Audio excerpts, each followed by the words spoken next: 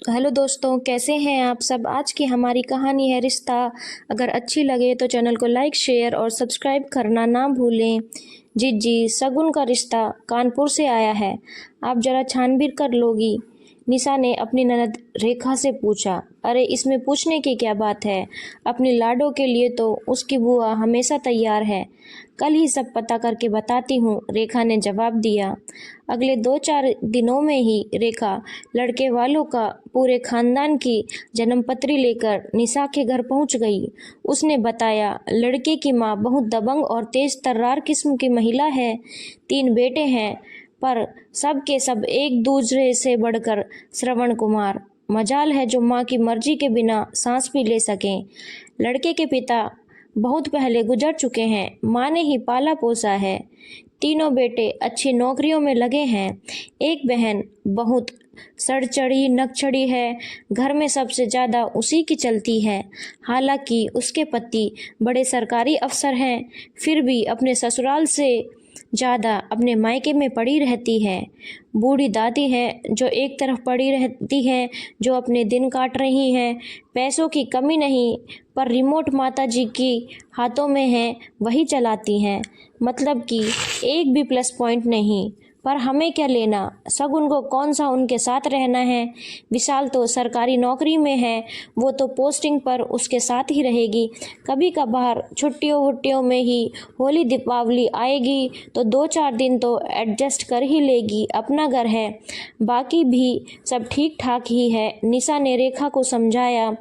रेखा ने कहा, फिर भी पर सास उसका क्या, उसे कैसे खुश रखेगी शगुन। अरे एक बार ब्याह हो गया तो शगुन विशाल को अपनी मुट्ठी में कर लेगी तो सासू माँ खुद ही मुट्ठी में हो जाएंगी, वह ठीक हो जाएंगी।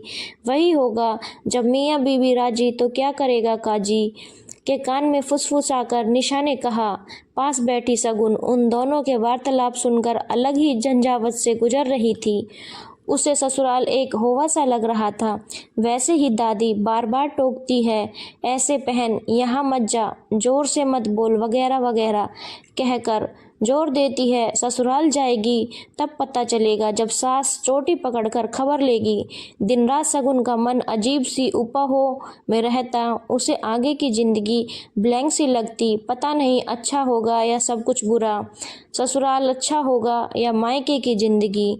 शगुन को जिंदगी एक पहेली की तरह लग रही थी। नए लोग, नया माहौल, शगुन एडजस्ट कर भी पाएगी या नहीं, सोच के ये बवंडर उसे डराए रखता। वह कभी बेटी बहन बनकर सोचती तो अगले ही पल उसका मन ससुराल के देहरी पर जा बहू, पत्नी और भाभी बन के मंथन करने लगता। शगुन का मन ससुराल रूपी जेल से तो पहले ही घबराया था, ऊपर से रेखा बुआ ने जो विशाल की माताजी की प्रोफाइल बताई, उसे सुनकर जो थोड़ी बहुत हिम्मत थी वो भी हवा हो चुकी थी। उसे लगा ससुराल रूपी कैद खाने का जेलर इतना खूंखार होगा तो रिहाई और चैन शांति का तो सवाल ही नहीं उठता। रात को सोती तो भी सोच के भंवर में डूबती उतरती। सपने में भी बस सासू माँ ही दिखाई देती। ब्याह से पहले एक आध बार विशाल से मुलाकात भी हुई थी तो शगुन को सहमी सकुचाई सी देख विशाल को लगा कि कहीं शगुन पर इस शादी को दबाव तो नहीं। विशाल के बार बार पूछने पर शगुन ने बताया, असल में वह बहुत डरी हुई है, विशाल की मम्मी को खुश कर पाएगी या नहीं और बाकी घर वालों के साथ सामंजस्य बैठा पाएगी या नहीं। इसी असमंजस में वह समझ नहीं पा रही क्या करे। विशाल ने हंसकर कहा, बस इतनी सी बात, तुम बेवजह परेशान हो रही हो। अरे मेरे घर में तो सब तुम्हारा इंतजार कर रहे हैं, सब तुम्हारे स्वागत में पलके बिछाए बैठे हैं, परेशान मत हो, मैं हूं ना तुम्हारे साथ। विशाल वास्तव में बहुत सुलझा हुआ समझदार लड़का था, बहुत लविंग और केयरिंग भी। शगुन को बहुत पसंद भी था, बस डर था तो विशाल की मम्मी का। पर विशाल द्वारा आश्वासन देने पर नेहा का डर कुछ कम हुआ। धीरे धीरे ब्याह का दिन भी आ गया। शगुन विशाल की दुल्हन बनकर उसके घर आ गई।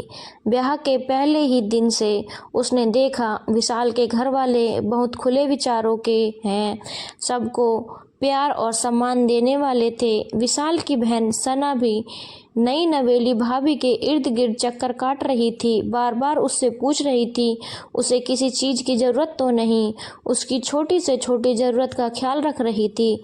शगुन के आगे तो सना की दूसरी तस्वीर पेश की गई थी। सना का यह व्यवहार तो उससे एकदम उलट था। शादी में आए सारे मेहमान सना की तारीफ करते नहीं थकते थे। शगुन के आश्चर्य की सीमा नहीं थी जब उसने विशाल की माँ को सबसे प्यार से बोलते और सबका ध्यान रखते हुए देखा।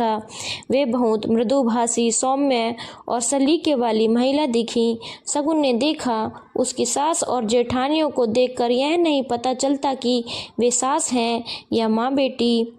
उनका प्यार और दुलार देखकर शगुन बड़े पसोपेश में थी। सोच रही थी रेखा बुआ ने तो इन लोगों के बारे में कुछ और ही बताया था, कहीं ये सब मेरे सामने अच्छे बनने का नाटक तो नहीं कर रहे।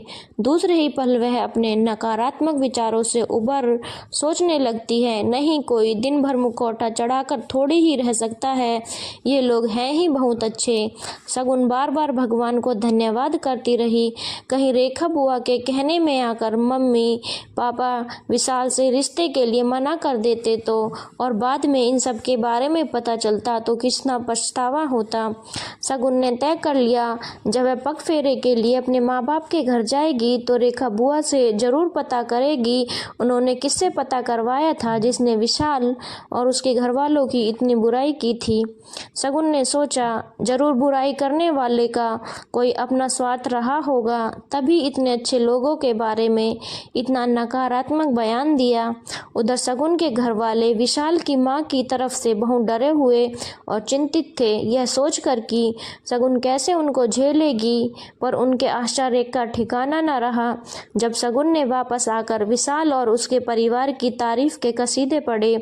शगुन के बताने पर निशा ने रेखा बुआ से कहा कि वे कानपुर में सच्चाई का पता करें। रेखा ने पता किया कि जिस सहेली को उसने विशाल के परिवार का पता करने को कहा था वो दरअसल विशाल की पड़ोसन की बहन थी। पड़ोसन अपनी बेटी निधि का रिश्ता विशाल से करना चाहती थी क्योंकि शुरू से ही घर परिवार उनका देखा भाला था, वे सबको बहुत करीब से जानती थी।